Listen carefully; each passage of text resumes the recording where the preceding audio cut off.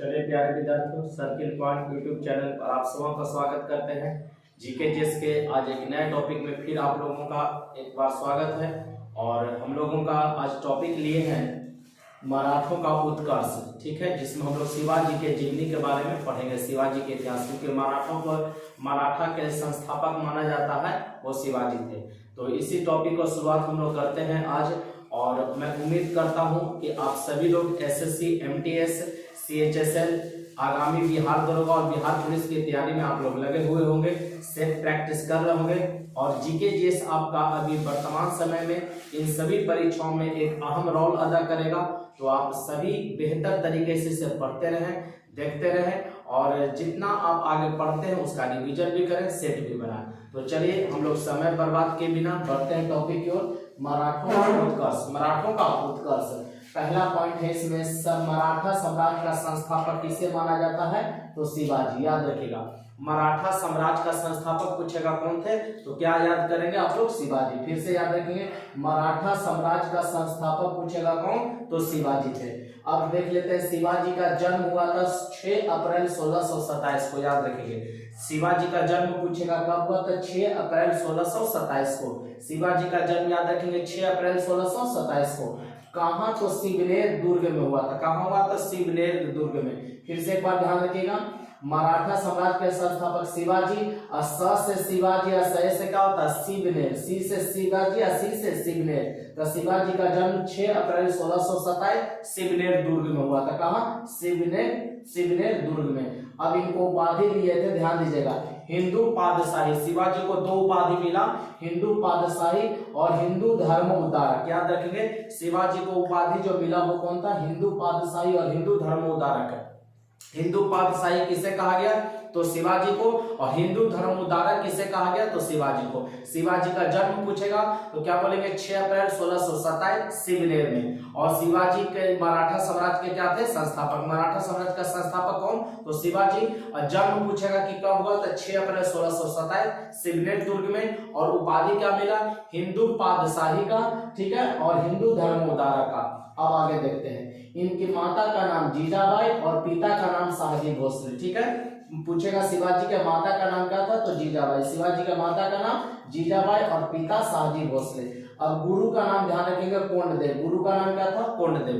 शिवाजी के गुरु का नाम कोंडदेव। लेकिन इसी में आपसे पूछ देगा कि आध्यात्मिक गुरु कौन थे? तो रामदास उत्तर दीजिएगा। आध्यात्मिक गुरु बोलेगा तो रामदास दीजिएगा। और सिर्फ कह देगा कि शिवाजी के गुरु कौन है तो कोंडदेव दीजिएगा। माता का नाम जीजाबाई और पिता का नाम शाहजी भोसले। और इनकी पत्नी का नाम था साईबाई निवालकर। ठीक है, साईबाई निवालकर। ठीक है, पत्नी का नाम क्या रखेंगे? साईबाई निवालकर। साईबाई निवालकर। फिर से एक बार देखेंगे, माता का नाम जीजाबाई, पिता शाहजी भोसले, गुरु का नाम कोंडदेव, और आध्यात्मिक गुरु बोलेगा रामदास, और पत्नी का नाम साईबाई निवालकर। अब आगे ध्यान दीजिएगा, इसमें अपने सैन्य अभियान के अंतर्गत 1644 ईस्वी में शिवाजी ने सर्वप्रथम बीजापुर के तोरा नामक पहाड़ी किले पर अधिकार किया। जब शिवाजी अपना प्रथम सैन्य अभियान चलाते हैं तो उसमें 1644 ईस्वी याद रखेंगे, कितना? 1644 ईस्वी में शिवाजी ने बीजापुर के तोरा नामक पहाड़ी किले पर अधिकार किया। तो कहेगा शिवाजी का जो पहला आक्रमण था या पहला सैन्य अभियान था वो कहां? तो बीजापुर के तोरा नामक पहाड़ी। 1644 ईस्वी। अब अगला पॉइंट ध्यान दीजिएगा, 1656 ईस्वी में शिवाजी ने रायगढ़ को अपनी राजधानी बनाया। 1656 में शिवाजी अपना राजधानी किससे बनाते हैं? रायगढ़ को। तो कहेगा शिवाजी की राजधानी तो रायगढ़ कितना ईस्वी में बनाए? तो 1656 ईस्वी में बनाए थे। अगला पॉइंट इसमें देखते हैं, बीजापुर के सुल्तान ने अपने योग्य सेनापति अफजल खां, ध्यान रखेंगे, बीजापुर के सुल्तान ने अपने योग्य सेनापति अफजल खां को 1665 ईस्वी में शिवाजी को पराजित करने के लिए भेजा। फिर से ध्यान रखेंगे, बीजापुर के सुल्तान ने अपने योग्य सेनापति अफजल खां, कौन? अफजल खां को 1665 में शिवाजी को पराजित करने के लिए भेजा। लेकिन शिवाजी ने देखेंगे क्या किया? अफजल खां की हत्या कर दी। शिवाजी ने अफजल खां की क्या कर दिया? हत्या। काफी शक्तिशाली थे, याद रखेंगे। तो बीजापुर के सुल्तान ने, कहां के सुल्तान ने, तो बीजापुर के सुल्तान ने शिवाजी को पराजित करने के लिए किसे भेजते हैं, तो अफजल खान को, और अफजल खान का हत्या कौन कर दिए, शिवाजी, याद रखेंगे शिवाजी हत्या कर देते हैं। अगला पॉइंट ध्यान दीजिएगा, शिवाजी ने सूरत को 2 बार लूटा, शिवाजी ने सूरत को कितना बार लूटा, 2 बार, कहेगा कि शिवाजी ने सूरत को के बार लूटा, तो 2 बार लूटा, एक 1664 में, एक 1670 में, 1664 और 1670।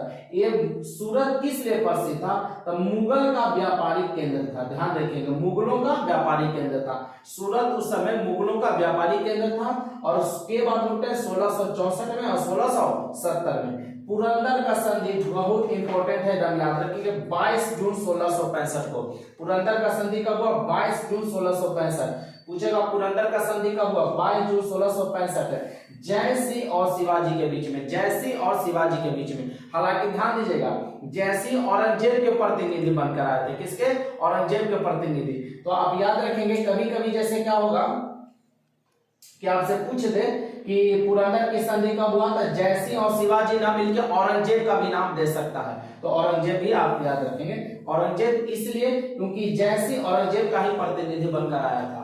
पुरंदर की संधि 22 जून 1665 को जयसिंह और शिवाजी के बीच में, जयसिंह और शिवाजी के बीच में। अब अगला पॉइंट देखते हैं, शिवाजी का राज्याभिषेक कब हुआ था, 5 जून 1674, 5 जून 1674 रायगढ़ में, कहां हुआ था, रायगढ़ में। शिवाजी अपना राज्याभिषेक कब करवाए थे, देखेंगे, हालांकि रायगढ़ को राजधानी 1656 में ही बना लिए हैं, लेकिन राज्याभिषेक अपना करवाए 1674 में रायगढ़ में। किसके द्वारा करवाए, क्वेश्चन पूछा हुआ है, एकदम वीवीआई पॉइंट नोट करके लिखेंगे। वाराणसी के विद्वान थे गंगा भट्ट द्वारा, वाराणसी के विद्वान गंगा भट्ट द्वारा। फिर से ध्यान रखिएगा, शिवाजी किसके द्वारा अपना राज्याभिषेक करवाते हैं, तो वाराणसी के प्रसिद्ध विद्वान गंगा भट्ट के द्वारा। और एक क्वेश्चन पुरंदर की संधि एकदम कई बार एग्जाम में पूछा गया है, 22 जून 1665 जयसिंह और शिवाजी के बीच में, जयसिंह और शिवाजी के बीच में राज्याभिषेक करवाते हैं 5 जून 1674 को रायगढ़ को। रायगढ़ को राजधानी बोलेगा तो 1656 में बना लिया, लेकिन अपना राज्याभिषेक करवाए 1674 में वाराणसी के प्रसिद्ध विद्वान गंगा भट्ट जी के द्वारा। अब ध्यान दीजिए अगला, औरंगजेब ने शिवाजी को 1666 ईस्वी में, कितना ईस्वी में, 1666 में कैद करके जयपुर भवन में रखा था। कहां रखा था, जयपुर भवन में। फिर से ध्यान रखेंगे, औरंगजेब ने शिवाजी को 1666 ईस्वी में कैद करके कहां रखा था, जयपुर भवन में। आई जयपुर भवन पूछेगा कहां है, तो आगरा में, इन्हें की जयपुर मत मार दीजिएगा, जयपुर भवन आगरा में है, भवन या महल, ठीक है। तो औरंगजेब ने शिवाजी को 1666 ईस्वी में कैद करके कहां रखा, तो पूछेंगे जयपुर भवन में, और जयपुर भवन है कहां, तो आगरा में। अब ध्यान दीजिएगा, मई महीना में गिरफ्तार हुआ था, अगस्त महीना को वहां से भाग निकले थे, मतलब औरंगजेब के चुंगल से ये भाग बच के निकल गए थे, ठीक है, याद रखिएगा ये पॉइंट। अगला, शिवाजी को औरंगजेब ने पहाड़ी चूहा कहा था, ये भी याद रखेंगे। कहता है कि शिवाजी को पहाड़ी चूहा किसने कहा था, तो औरंगजेब ने कहा था। किसने कहा था, औरंगजेब ने। अब देखेंगे, शिवाजी की मृत्यु पूछेगा तो 3 अप्रैल 1680, शिवाजी का मृत्यु पूछेगा तो 3 अप्रैल 1680 को। अब अगला पॉइंट काफी इंपॉर्टेंट है, याद रखिएगा, पहाड़ी चूहा वाला भी इंपॉर्टेंट है कि शिवाजी को पहाड़ी चूहा कौन कहा, तो औरंगजेब। और जयपुर भवन में कैद करके कौन रखा था, तो शिवाजी औरंगजेब रखे थे। और कितना, वहीं पर से कुछ दिन बाद मई महीना में गिरफ्तार हुआ था और अगस्त महीना में भाग कर आए थे। शिवाजी के मंत्रिमंडल को अष्टप्रधान कहा जाता है। बच्चों एकदम ध्यान रखिएगा गौर से, अष्टप्रधान बोलेगा तो शिवाजी, अष्टप्रधान बोलेगा तो क्या उत्तर देंगे, शिवाजी। और अष्ट दिग्गज बोलेगा तो कृष्ण देव राय, याद रखेंगे, नोट करके आप लिख लीजिएगा। अष्टप्रधान किसके मंत्रिमंडल को कहा जाता था, तो शिवाजी के। अष्ट दिग्गज बोलेगा, अष्ट दिग्गज तो लिखेंगे कृष्ण देव राय, कृष्ण देव राय। और नवरत्न अकबर के दरबार में, चंद्रगुप्त द्वितीय के दरबार में, चंद्रगुप्त द्वितीय और अकबर के दरबार में नवरत्न रहते थे। अष्टप्रधान बोलेगा तो शिवाजी, और अष्ट दिग्गज बोलेगा तो क्या बोलेंगे, कृष्ण देव राय। अब देखेंगे कि अष्टप्रधान जो होता था, इसमें 8 मंत्रियों का समूह होता था। अब उसमें से जो इंपॉर्टेंट पद हम लोग देखते हैं, पेशवा, जिसको हम लोग प्रधानमंत्री क्या कहते थे, प्रधानमंत्री, उस समय पेशवा, ठीक है ना। ये राज्य का प्रशासन और अर्थव्यवस्था की देखरेख करना किनका काम होता था, पेशवा का। और सर्वाधिक महत्वपूर्ण पद था, शिवाजी के मंत्रिमंडल में पेशवा सर्वाधिक महत्वपूर्ण पद था। ध्यान दीजिएगा, शिवाजी के मंत्रिमंडल में पेशवा सर्वाधिक महत्वपूर्ण पद था। प्रधानमंत्री का दर्जा दिया गया था। राज्य का प्रशासन और अर्थव्यवस्था की देखरेख करना ये पेशवा का काम होता था। दूसरा पद है सरी-ए-नौबत। सरी-ए-नौबत, इसको सेनापति कहते थे। सरी-ए-नौबत को क्या कहते थे, सेनापति। और ये सैन्य प्रधान माने सेना का प्रधान होता था सरी-ए-नौबत। अभी हम लोग इसको सेनापति के रूप में चिन्हित किए हैं, मतलब उस समय सरी-ए-नौबत करते थे और अभी सेनापति। जिससे कह देगा कि शिवाजी के मंत्रिमंडल में सेनापति के पद को क्या नाम दिया गया था, सरी-ए-नौबत। या कह देगा कि शिवाजी के मंत्रिमंडल में सैन्य प्रधान कौन होता था, सरी-ए-नौबत होता था।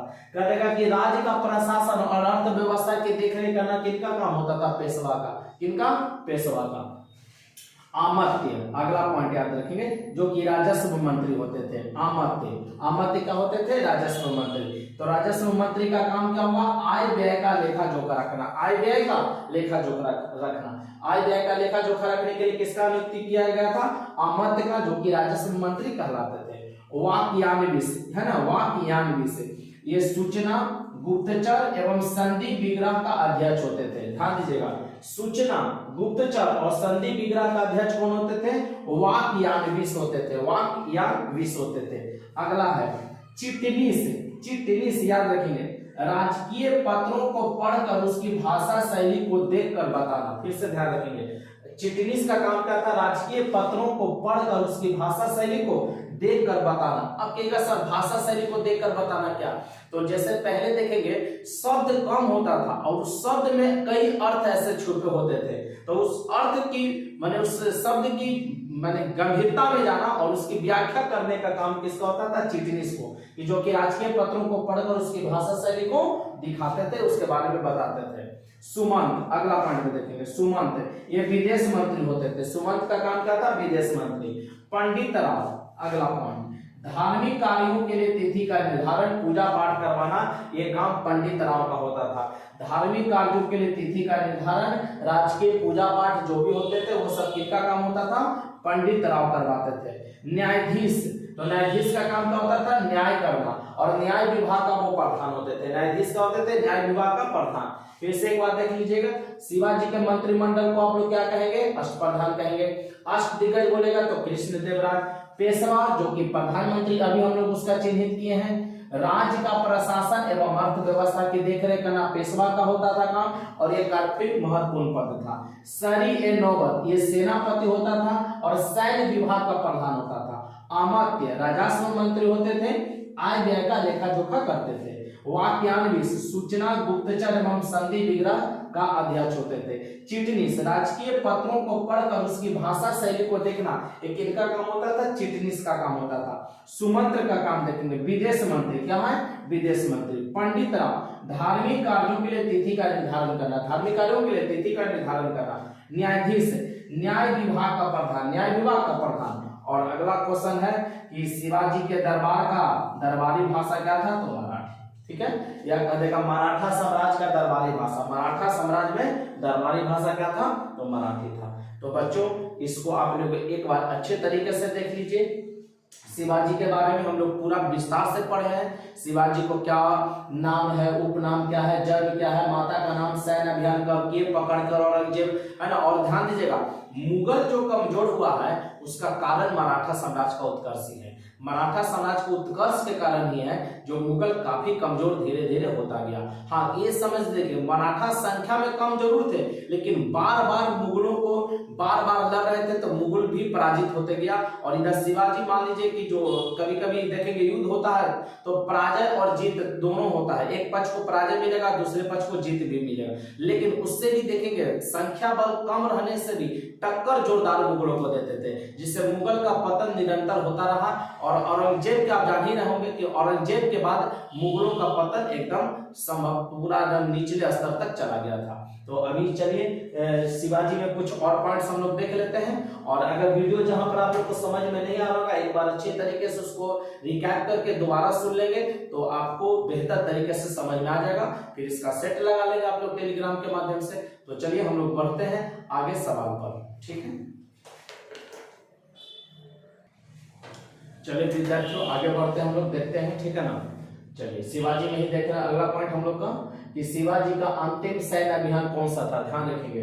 तो शिवाजी का अंतिम सैन्य अभियान था 1676 में कर्नाटक के विरुद्ध, याद रखेंगे। शिवाजी का अंतिम सैन्य अभियान कौन था, तो 1676 में कर्नाटक के विरुद्ध था, ठीक है। मदन्ना और अकन्ना, ये भी इंपॉर्टेंट पॉइंट है, याद रखेगा। मदन्ना और अकन्ना की सहायता शिवाजी एवं कुतुब शाह के बीच संधि हुआ था, ध्यान दीजिएगा। 1676 में ही मदन्ना एवं अकन्ना की सहायता से शिवाजी और कुतुब शाह के बीच का हुआ था संधि।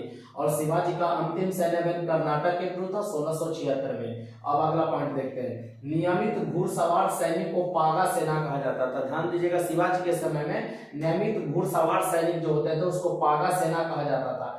और अस्थायी घुड़सवार सैनिक को सिलाहदार कहा जाता था। सिलाहदार, याद रखेंगे। अस्थायी घुड़सवार सैनिक को सिलाहदार कहा जाता था। और पैदल सेना को पैदल ही कहा जाता था, जो पैदल सेना होते थे उसको पैदल ही कहते थे। शिवाजी की कर व्यवस्था मलिक अंबर की कर व्यवस्था पर आधारित है, ये भी वीवीआई पॉइंट है, याद रखेंगे। शिवाजी का जो टैक्स प्रणाली था किस पर, तो मलिक अंबर की कर व्यवस्था पर आधारित था। शिवाजी के समय कुल उपज का 33% भाग राजस्व के रूप में वसूला जाता था, जो बढ़कर 40% हो गया था। ध्यान दीजिएगा, पॉइंट है। शिवाजी के समय में कुल उपज का 33% भाग राजस्व के रूप में वसूला जाता था, जो बढ़कर कितना हो गया था, 40%। ये भी क्वेश्चन पूछा हुआ कि जो शिवाजी के समय उपज का 33% दिया जाता था, बढ़कर कितना कर दिया गया था, तो 40%। चौथ और सर देशमुखी, ध्यान रखेंगे। चौथ और सर देशमुखी दो नया टैक्स शिवाजी के द्वारा लगाया गया था। दो नया टैक्स शिवाजी लाए थे, कौन लाए थे, चौथ और सर देशमुखी लाए थे। चौथ आय का 25% लेते थे और सर देशमुखी आय का 1/10 भाग लिया जाता था। फिर से ध्यान रखिएगा, चौथ लिया जाता था आय का 25% और सर देशमुखी लिया जाता था आय का 1/10 भाग, आय का 1/10 भाग। फिर से चौथ आय का 25% और सर देशमुखी आय का 1/10 भाग लिया जाता था। किले की अर्थव्यवस्था, पत्र व्यवहार एवं भंडार की देखरेख कौन करते थे, सिविलिस करते थे। किले की अर्थव्यवस्था, पत्र व्यवहार, भंडार वगैरह का जो देखरेख होता था किले के अंदर का, तो वो सिविलिस के द्वारा किया जाता था। किसके द्वारा, सिविलिस के द्वारा। अब कुछ इंपॉर्टेंट क्वेश्चन है जो आप लोग देख लीजिए। शिवाजी का उत्तराधिकारी पूछेगा तो संभाजी, शिवाजी का उत्तराधिकारी पूछेगा संभाजी। दिल्ली पर आक्रमण करने वाला प्रथम पेशवा बाजीराव प्रथम था, याद रखेंगे। दिल्ली पर आक्रमण करने वाला प्रथम पेशवा कौन था, बाजीराव प्रथम। बाजीराव प्रथम 29 मार्च 1737 ईस्वी को किया था। और इस समय मुगल बादशाह पूछेगा कौन, मोहम्मद शाह था। दिल्ली पर मुगल गद्दी पर कौन बैठा हुआ था, तो मोहम्मद शाह। दिल्ली पर आक्रमण करने वाला प्रथम पेशवा पूछेगा बाजीराव प्रथम 29 मार्च 1737 को, 29 मार्च 1737 को। और इस समय अंतिम मुगल बादशाह कौन था, मोहम्मद शाह था। पानीपत का तीसरा लड़ाई कब लड़ा गया, तो 14 जनवरी 1761। 14 जनवरी 1761, याद रखेंगे। पानीपत का तीसरा लड़ाई 14 जनवरी 1761, मराठा और अफगानों के बीच में, मराठा और अफगानों के बीच में, याद रखेंगे। पानीपत का तीसरा लड़ाई कब लड़ा गया, तो 1517 पानीपत का तीसरा 14 जनवरी 1761, 14 जनवरी 1761 मराठा और अफगानों के बीच में। मराठा का हार और अफगानों का जीत होता है, याद रखेंगे। पूछेगा पानीपत का तीसरा लड़ाई में किसका जीत होता है, तो मराठों का हार और अफगानों का जीत। अब एक चीज नोट करके लिखिएगा आप लोग, पानीपत का पहला लड़ाई पूछेगा तो 1526 में। पानीपत का पहला लड़ाई 1526, दूसरा 1556, दूसरा 1556 और तीसरा पूछेगा तो 1761। तीसरा पानीपत का लड़ाई 1761 में हुआ था, मराठों और अफगानों के बीच में। मुगल बादशाही समय था शाह आलम द्वितीय। पूछेगा पानीपत का तीसरा हालांकि ध्यान दीजिएगा मुगल बादशाह भाग नहीं लिया था, एक तरफ मराठा और एक तरफ अफगान है, ठीक है ना। लेकिन पूछेगा कि इस समय मुगल बादशाह कौन था, तो शाह आलम द्वितीय था, शाह आलम द्वितीय। अंतिम पेशवा पूछेगा कौन? तो राघोबा का पुत्र बाजीराव द्वितीय, राघोबा का पुत्र बाजीराव द्वितीय जो कि अंतिम पेशवा था। पूछा हुआ क्वेश्चन है कि मराठों में अंतिम, मराठा साम्राज्य में अंतिम पेशवा कौन रहा? तो राघोबा का पुत्र बाजीराव द्वितीय रहा। मराठों के पतन में सबसे अधिक योगदान अशोक का था। मराठों के पतन में सबसे अधिक योगदान पूछेगा तो राघोबा के पुत्र का था। सहायक संधि स्वीकार करने वाला प्रथम मराठा सरदार था। सहायक संधि स्वीकार करने वाला प्रथम मराठा सरदार पूछेंगे तो बाजीराव द्वितीय। और मुगलों मराठों के पतन में सबसे अधिक योगदान पूछेगा तो राघोबा का पुत्र बाजीराव द्वितीय और अंतिम पेशवा भी था। अब पानीपत के तीसरा लड़ाई के समय पूछेगा कि मुगल बादशाह कौन है? भाग नहीं लिया है लेकिन मुगल बादशाह पूछ सकता है तो शाह आलम द्वितीय था। और दिल्ली पर आक्रमण करने वाला प्रथम पेशवा पूछेगा तो बाजीराव प्रथम था जो कि मुगल बादशाह मोहम्मद शाह के विरुद्ध वो किया था। तो शिवाजी के मराठों को उत्कर्ष से हम लोग शिवाजी के बारे में कुछ महत्वपूर्ण प्रश्नों को देखे हैं। तो बच्चों इसको आप लोग याद कर लीजिए, आप लोग के परीक्षाओं के लिए मैं समझता हूँ कि काफी महत्वपूर्ण टॉपिक है और आपको भी ये महत्वपूर्ण टॉपिक था, आपके लिए भी समझना चाहिए। आप इसे बेहतर तरीके से याद कर लीजिए, एक दो बार लिख के ले और जहां पर दिक्कत होगा वीडियो को आप एक दो बार रुक कर वहां पर आप देख लें, अच्छे से इसका नोट्स बना लीजिए। तो मिलते हैं कल के वीडियो में, तब तक के लिए यहीं तक आज का हम लोग का क्लास रहता। तो कल मिलिए। Best of luck. जय हिंद, जय भारत।